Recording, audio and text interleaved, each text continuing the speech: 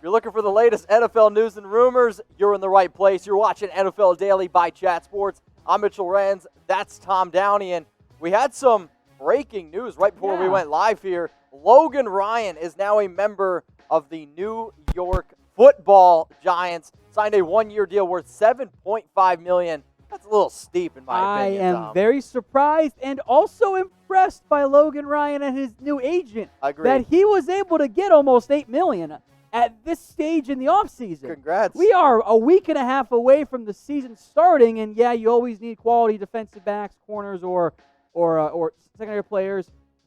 I was surprised Ryan went for 7.5. That's a lot more than I would have been willing to pay him, although the Giants, they do need secondary help in a pretty significant way. So this is actually a move that I talked about last week because of the injury to Xavier McKinney. As soon as this happened, the Giants did get very, very thin on safety, and they've been kind of, thin in the secondary in general. McKinney is expected to miss 2 months, and it's interesting, right? Because Logan Ryan is a nickel back, but he's also been flirting with the idea of potentially playing safety. So now you're the New York Giants. You go out and get Ryan, who, when you look at just the numbers alone, you would think he had a great year. But if you've watched the show before, he's a good player. I'm not trying to say that he's not a good player, but he did get picked on last year. I mean, let's not get it twisted. Gave up 940 yards with his coverage stats, 70.2% completion percentage.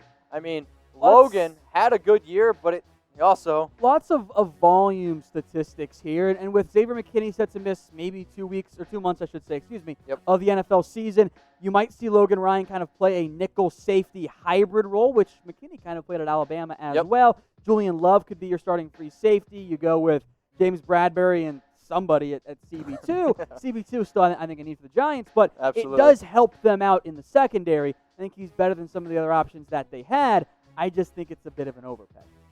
Logan Ryan signed with the New York Giants on a one-year, $7.5 million contract. Here at Chat Sports, we want your participation. So go on down in the comment section and let us know. Grade the signing. School's coming back too, so let us know. A, B, C, D, or F. For me, Tom, I'm going to give it a C grade. What are you giving it? I think C is about as high as I would go. The player's fine, but not at that cost.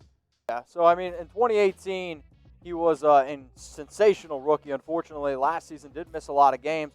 Something interesting that I do want to show, though, these were 2020 Defensive Player of the Year odds, okay, before the Derwin James injury. So anytime you have a player who could potentially be in the running for the top players to win Defensive Player of the Year and you're losing him, that's going to hurt. It's even more crazy to think that you have a safety who at least made it in the top 10 with plus 2,000 odds. So again, these were Defensive Player of the Year odds right before Derwin got injured. They obviously have changed now, but I just wanted to show you how big of an impact and how big of a loss this is going to be. So as soon as the Derwin James news came out and you lose a player like that, I started seeing a lot of rumors like this start to pop up. Earl Thomas going to the Chargers. Anthony Lynn kind of shut this one down quick, Tom. He said basically, hey, I get told all the time we got such a good defense. Why in the hell would I do it? Yeah, I get the natural connection there of, safety's gone, let's get a new safety in there. That's reasonable. Sure. Derwin and Earl Thomas, although they're both very good safeties, they play very different roles. Like Derwin James can play every spot. Yep. Like he can play, legitimately could be, I think, a number one corner in the NFL, could even be a dime linebacker, strong safety, free safety, slot corner. He's awesome. Earl Thomas, you want more as a rangy single high guy. So you could move a Rayshon Jenkins or a Nasir Adderley, who I think is really more of a true free safety anyway, over. It's just not a one-to-one fit. It would kind of be like signing a offensive tackle because you lost your center. Like, you could make it work, but it's not the natural, easy one-to-one replacement. Luckily for the Chargers, they do have a good secondary. They do have some depth there. You're just going to have to ask some other players to step up. So with Earl Thomas, we're talking about him. We're also going to get into some Leonard Fournette stuff. And Jadeveon Clowney, he's one of the top free agents. Out of these three players right here, who's going to sign first? I'm going to make this the pinned comment on today's video. So scroll on down while you're getting hit with that YouTube ad break and let us know. JC for Clowney, ET for Thomas, or LF for Leonard Fournette. Let's go now to Alvin Kamara and a potential holdout. This one's coming, 10 days before the football season started. Oh. Yeah, you said it. Everyone start typing uh-oh in the comments section. He has missed 3 straight days of training camp, and this is not looking good for the New Orleans Saints. We are 2 weeks-ish away from Kamara having said, I think it was August 10th was the date there, Mitch, of, I'm not worried about my contract. The alleged absence is apparently because of the contract. I know. It does, again, I know you don't like holdouts, and I understand why. Yep. If you are a running back, even though this new setup is not holdout friendly, you saw what Zeke did.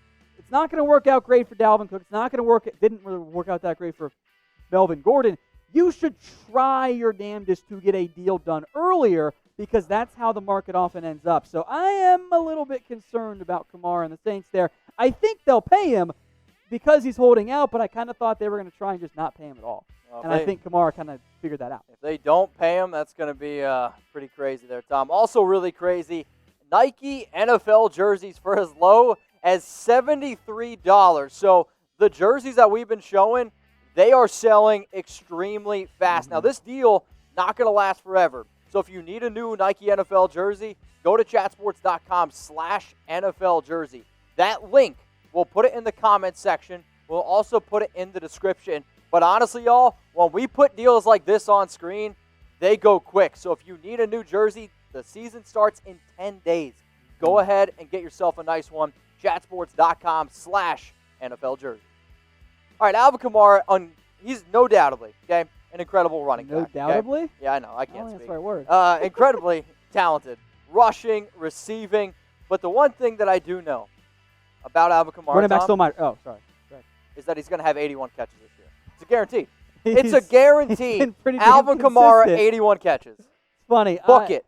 Kamara is, I think we would agree he is at least a top 10 back in the NFL. Yeah. And if you're Kamara, you're probably looking for around Derrick Henry money, somewhere in that range, maybe a little bit more. Maybe you want Lev Bell money.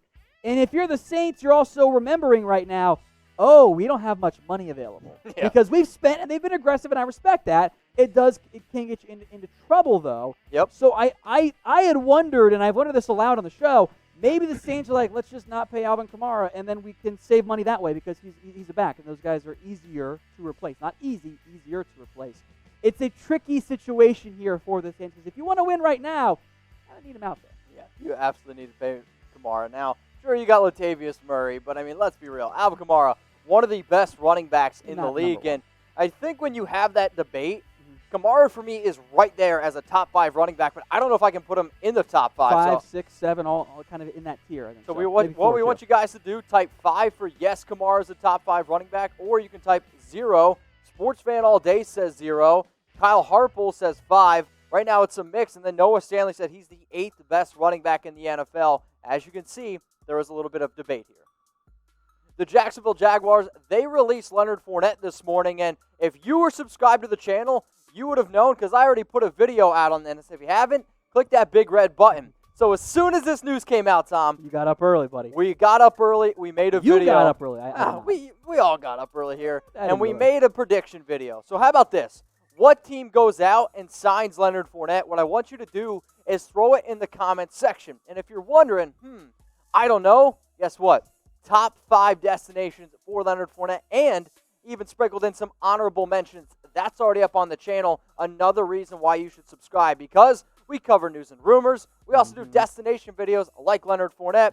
Oh, yeah, there was another player that had some news around him, Prince Amukamara. He was released today by the Las Vegas Raiders. And, Tom, you should be doing one of these right now. It was your idea. You're taking credit, my man. We can both take credit. We did a surprise cut candidate video last week, as you can see on the thumbnail, as you can see featured in the show. It was Prince Amukamara. We do cover NFL news and rumors. We do live shows all the time. It's 100% free, and if you want to know the most about the NFL, go ahead and click that big red button.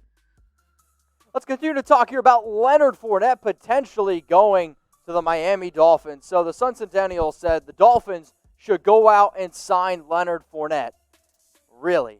Interesting. I don't know if I'm 100% on board. I think there is some rationale behind it. And I do think, though, before the draft and free agency, when those initial Fournette rumblings kind of started to percolate, I think the Dolphins made a lot of sense for them because they had a need at in the backfield.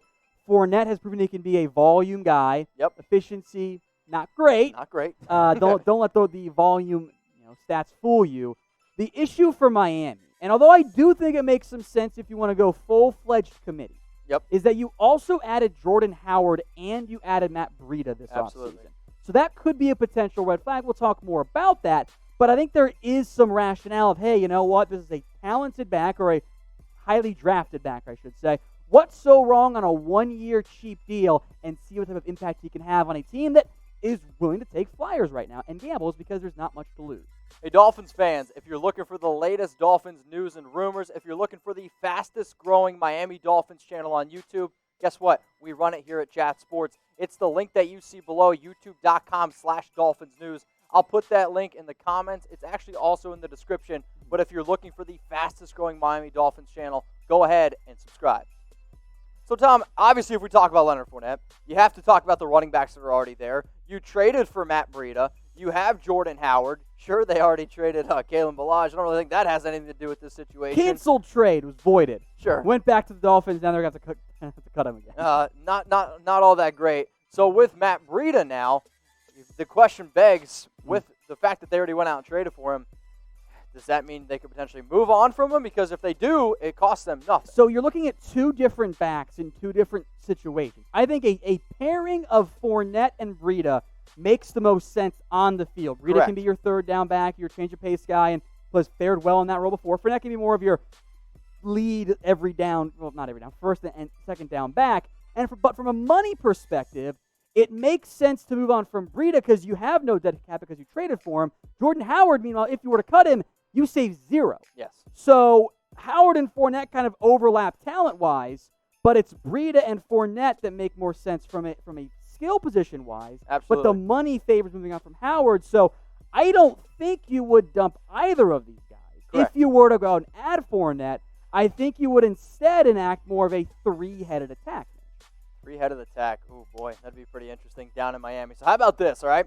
We wanted to ask y'all, who's the best running back that you see on screen right now? If you think it's Matt Breida, type B for Breida. If you think it's Jordan Howard, type H for Howard. Or if you think it's Leonard Fournette, go ahead and type F.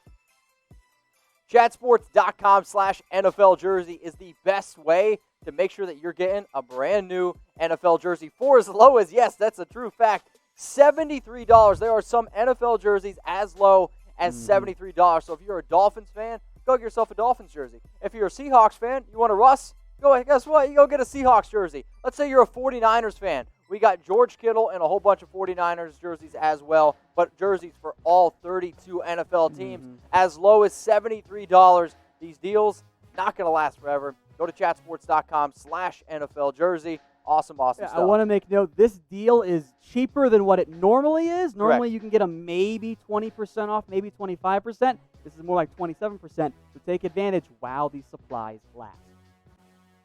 Let's get into the latest Seahawks news here. Darrell Taylor could be missing week 1. This one time you sent me this morning, like, hey, you got to put this in the show. This is kind of, I don't know, gaining steam is the term that we want to use here, but becoming increasingly likely. And I think Pete Carroll has made it very clear in his comments that, look, Taylor's probably not going to be able to help Seattle in week 1.